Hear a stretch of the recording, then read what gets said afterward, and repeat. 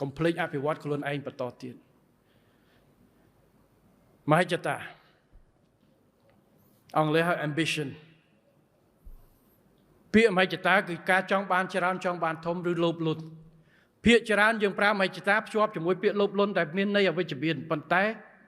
វាមានន័យពីរទៀតការចង់បានច្រើនការចង់រីកចម្រើនបើបងប្អូនគ្មានមហិច្ឆតាមិនមែនមករៀនយកបញ្ញាបត្ររងបញ្ញាបត្រជាន់ខ្ពស់ទេយើងមានមហិច្ឆតាចង់រីកចម្រើនសមត្ថភាពគុណវុឌ្ឍិខ្លួនយើងបានយើងចង់មកមែនទេ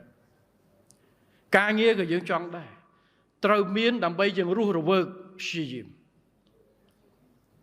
ប៉ុន្តែមហិច្ឆតានិងការចង់បាននេះត្រូវស្របជាមួយនឹងការរីកចម្រើនរបស់ជាតិរបស់សង្គមកុំធ្វើអីខុសច្បាប់កុំឲ្យចង់បានតែជោគជ័យខ្លួនឯងមានបានខ្លួនឯងធ្វើបំផ្លាញគេបំផ្លាញឯងអស់កុំត្រូវប្រកាន់ខ្ជាប់នៅក្នុងក្របខ័ណ្ឌសីលធម៌គុណធម៌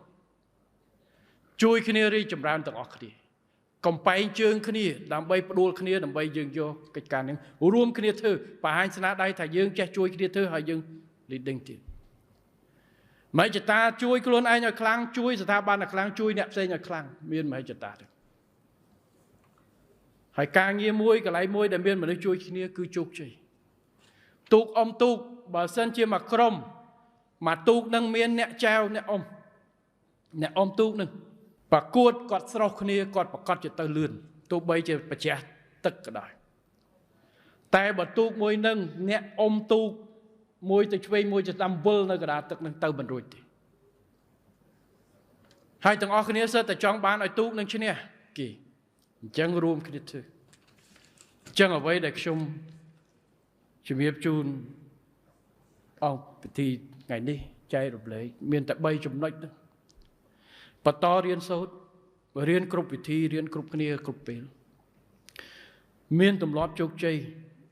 យកចិត្តទុកដាក់ការងារធ្វើប្រាជ្ញាធ្វើឲ្យបានល្អគ្រប់ពេលវេលាគ្រប់កិច្ចការទាំងអស់កុំថាតូចធំប្រកាន់នៅផ្នត់គំនិតវិជ្ជមានដាក់លទ្ធផលវិជ្ជមានចំពោះមុខដើម្បីយើងព្យាយាមដោះស្រាយយកវាឲ្យបានហើយអភិវឌ្ឍខ្លួនឲ្យស្របជាមួយនឹងការអភិវឌ្ឍរបស់ប្រទេសជាតិនិងសង្គមជាតិប្រកបទៅដោយគុណធម៌សីលធម៌ទាំងអស់នេះគឺជាមូលដ្ឋានធំសម្រាប់ខ្លួនយើងសម្រាប់គ្រួសារយើងសម្រាប់សង្គមជាតិរបស់យើងរៀននៅសាលាបានសញ្ញាបត្រតែចេញទៅធ្វើការបានសញ្ញាឃើញសញ្ញាបត្រយើងរៀនទ្រឹស្ដីនៅនឹងសាលាទ្រឹស្ដីនេះជាអ្វីទ្រឹស្ដីនេះគឺជាបង្គំនៃបទពិសោធន៍របស់អ្នកផ្សេងដែលយកមកបង្គំសំយោគដកស្រង់ចេញទៅជាទ្រឹស្ដីមួយយកមកបង្រៀនយើងចឹងសួរថាតើបទពិសោធន៍របស់អ្នកផ្សេងនេះវាត្រូវសម្រាប់យើងទេវាអត់ 100% ទេប៉ុន្តែវាមូលដ្ឋានដែរព្រោះកត្តាសង្គមកត្តាខ្លះវាដូចគ្នាបើរឿងវិទ្យាសាស្ត្រអានឹងគឺប្រកាសជាមិនខុសទេពិតណា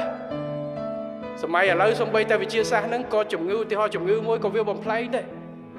ដូច COVID ចឹងកាលមុនគេរឿងតែជំងឺផ្ដាសាយដល់ឥឡូវវាបំផ្លែងគេត្រូវសិក្សាតែយ៉ាងហោចណាស់ពេលគេធ្វើថ្នាំគេផ្អែកទៅលើអាមូលដ្ឋានពីមុនមកខ្លះដើម្បីយើងធ្វើថ្នាំភ្លាមដែលថាព្រោះថ្នាំមួយត្រូវការប្រហែលជា 5-6 ឆ្នាំដើម្បីដកពិសោធន៍ទៅថាវាប្រសិទ្ធភាពអត់តែ COVID យើងអត់តែបានមូលដ្ឋានបទពិសោធន៍ពីមុនជំនាញ